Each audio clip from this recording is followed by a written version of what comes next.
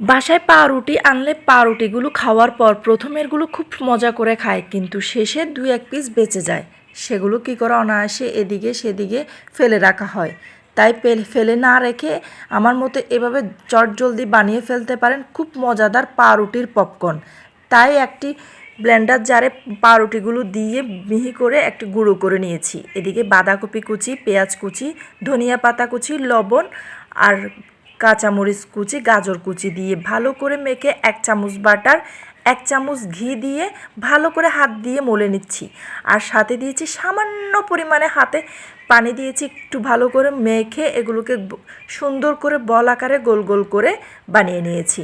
এখন এদিকে আমি একটি বাটিতে একটি ডিম ফাটিয়ে নিয়ে সাথে দিয়েছি গোলমরিচ গুঁড়ো আর লবণ।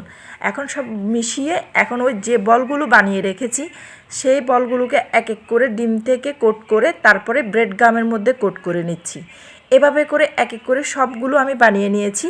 তারপরে গরম তেলে এক এক করে ছেড়ে ব্রাউন কালার হওয়া পর্যন্ত ভেজে নিচ্ছি।